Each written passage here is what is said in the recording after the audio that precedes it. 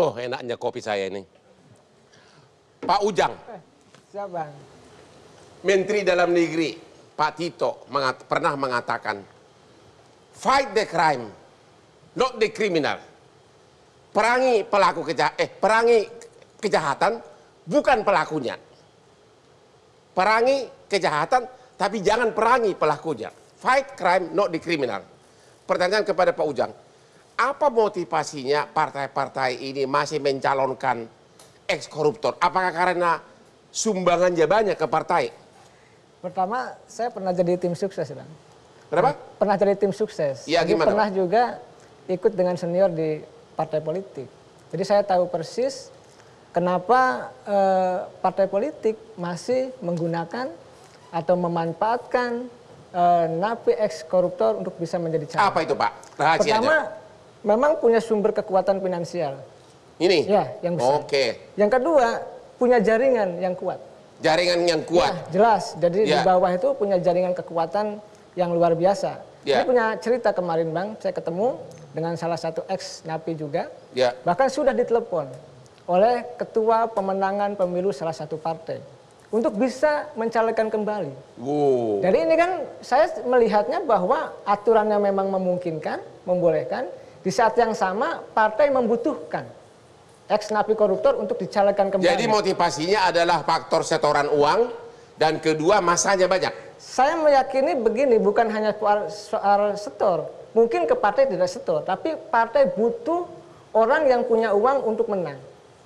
Kan gini, konstruksi politik kita nih, Bang, mohon maaf ya. Saya pernah jadi tim sukses, tahu persis. Tolong kalau nanti bisa Bapak pernah tim sukses? Bisa dibantah saya, Bang Masinton gitu ya. Konstruksi pemilu kita ini banyak diwarnai oleh money politik. Nah, partai politik itu biasanya, mohon maaf, menyiapkan misalkan 500.000 amplop, 800.000 amplop itu di hari H untuk bisa memenangkan masing-masing calegnya itu. Berapa ratus ribu amplop? Saya kasih 500.000 amplop ada. Itu dibagi kepada pemilih. Lalu pemilih ada itu apa? Ditungguin di jalan atau bagaimana? Menggunakan yang namanya tim pemenangan berbasis TPS. Artinya begitu menjelang TPS pada dikasih duit gitu? Ya, nanti ada pola yang memang nanti timnya itu dilatih. Itu serangan pelajar bukan sama? Ya, makanya nanti saya punya riset nih, Mas. Saya punya riset, punya temuan yang saya sudah jelaskan juga di banyak televisi termasuk dari Dewi. Ini saya penting saya lakukan. Kenapa? Karena memang ini yang membuat pemilu kita diwarnai oleh hal-hal seperti tadi. Nah, bahwa mantan ex-napi koruptor masih dibutuhkan oleh partai politik. Karena memang polanya seperti itu. Maka saya jelaskan dulu, Bang, 2019 yang lalu ada anggota DPR ya, lalu ingin mencalonkan kembali dan ditangkap dengan 400.000 amplop. Kan begitu. Itu 2019. 400.000 amplop? Iya, saya tidak sebutkan. Sudah dijelaskan, sudah di televisi sudah banyak. Saya tidak sebutkan partainya apa dan siapa orangnya. Itu fakta dan kenyataan bahwa pola itu terjadi. Oleh karena itu saya meyakini kalau partai masih membutuhkan ex-napi koruptor untuk bisa memenangkan pertarungan di dapilnya itu. Karena saya punya keyakinan, ini senior banyak yang mohon maaf, saya banyak ketemu di Sukamiskin juga dengan senior saya yang ex-napi gitu. Bapak banyak seniornya ex-koruptor juga ya? Ya, saya punya senior memang bergaul dengan berbagai macam dan Bapak juga pernah tim pemenangan pemilu? Ya, saya punya Bapak ikut menghitung amplopnya atau gimana? Ya, saya tidak mau jelaskan nanti. Tapi ikut waktu itu Bapak? Ya, karena ketua timnya saya tahu persis. Jadi Bapak ikut yang berapa ratus amplop yang Bapak waktu itu kumpulkan? Saya tidak, begini saja, yang jelas itu ada yang 5.000 amplop, ada yang 800.000 amplop, dan pengakuan dari semua yang ada di partai itu mengatakan pokoknya semua siapkan amplop itu, kita bertarung dengan itu. Dan kemarin tidak lama 2 bulan yang lalu saya ketemu dengan ketua umum partai politik. Saya tidak jelaskan siapa. Ini jelaskan kenapa saya harus terbuka dan objektif, menjadi bahan pembelajaran kita semua. Bahwa memang partai itu menyiapkan juga. Nanti di dapil ini katanya akan kita bantu satu orang 22,5 miliar. Untuk satu orang. Kira-kira untuk pemilu 2024, kira-kira prediksi Bapak bakal berapa banyak ex-koruptor yang akan maju? Terutama di DPR. Kalau aturannya sangat jelas membolehkan tadi, tidak ada yang melarang semakin banyak. Karena memang semakin banyak karena memang aturan memungkinkan. Karena saya sudah bertemu dengan beberapa orang tadi, senior-senior itu, yang mengatakan bahwa memang akan maju dan diperintah partainya untuk memenangkan di dapil itu. Apakah kalau dia mengumumkan bahwa saya ex-koruptor di koran sebagaimana aturan KPU, apakah itu akan mempengaruhi? Bang, kita ini sudah permisif terhadap korupsi. Sudah permisif terhadap korupsi. Loh, saya begini. Artinya bagi rakyat itu sudah nggak dianggap hal yang tabu. Saya pernah menjelaskan riset saya tentang money politik.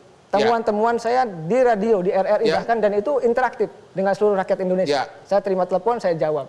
Tidak ada satupun yang membantah terkait dengan money politik itu. Mereka mengatakan, yes Pak Ujang, iya kami menerima, iya.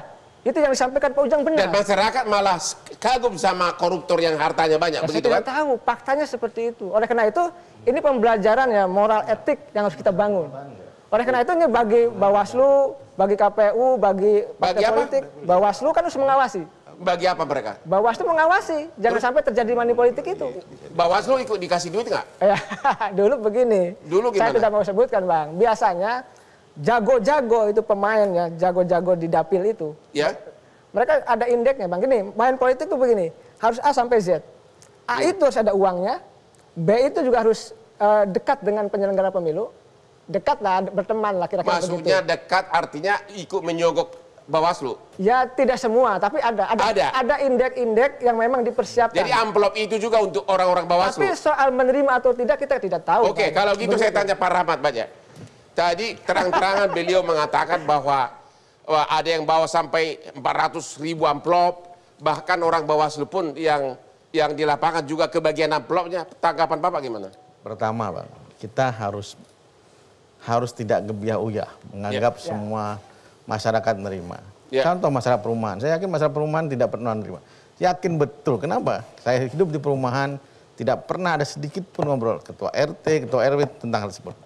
Masyarakat pedesaan, sebagian masyarakat pedesaan kita juga demikian. Nah, pertanyaannya, jangan-jangan itu diambil sama tim suksesnya, bukan dibagikan. Jadi masuk Bapak justru Pak Ujang yang ngambil amplopnya. Bisa saya seperti itu, kan kita nggak pernah ngerti. Tapi kan bukan rahasia umum Pak, bahwa rakyat-rakyat di desa, di kecamatan itu semua kebagian amplop. Masa Bawaslu nggak tahu sih itu? Pertama, yang kita tangkap itu adalah yang menyebarkannya. Ya. Yang susah itu mencapai siapa yang jadi bohirnya ini siapa, itu yang keputus. Dalam sejarah Bawaslu sudah berapa kali terjadi penangkapan terhadap pembagian amplop? Kasus 380 putusan pengadilan tahun 2019 itu sekitar 80 sampai 100 perkara tentang money politik. Dan berapa orang yang divonis bersalah? Hampir seluruhnya divonis bersalah. Divonis bersalah? Iya. Itu 80 dibandingkan dengan yang di lapangan ada ribuan kasus begitu? Yang namanya kejahatan itu kadang kan ditangkap di puncak gunung es, Bang.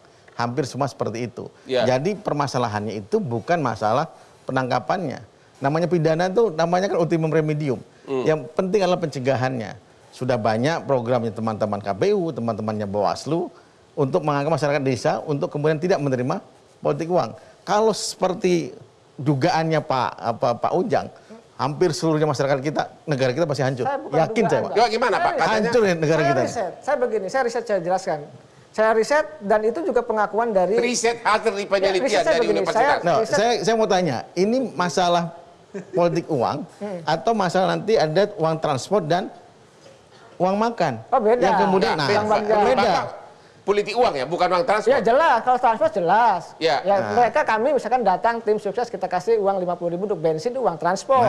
Berbeda, ini adalah pola yang memang tersusun sistematis dan masif tadi. Biasanya satu amplop berapa duit Pak?